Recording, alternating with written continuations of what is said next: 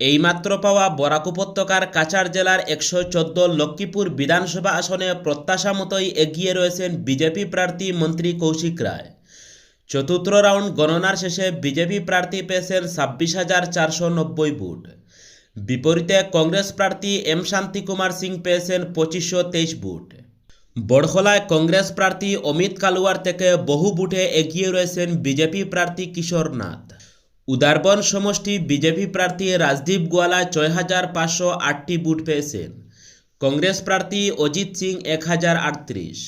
তৃতীয় রাউন্ডে 121 নং হাইলাকান্দি বিধানসভা কেন্দ্রে কংগ্রেস প্রার্থী এগিয়ে।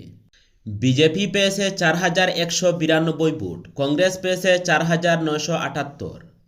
বড়খলা সমষ্টির তৃতীয় রাউন্ডে গণনা শেষে বিজেপি এগিয়ে রয়েছে।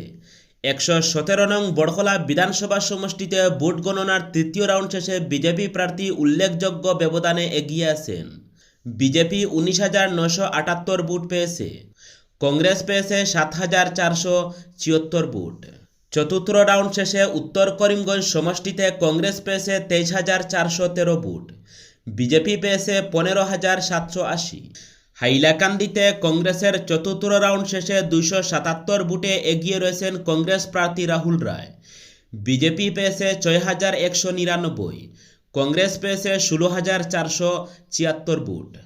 শিলচরে দ্বিতীয় রাউন্ডের পর অভিজিৎ পাল 12,705, রাজদীপ রায় পেয়েছেন 6,812 ভোট। শিলচরে এগিয়ে রয়েছেন কংগ্রেস প্রার্থী।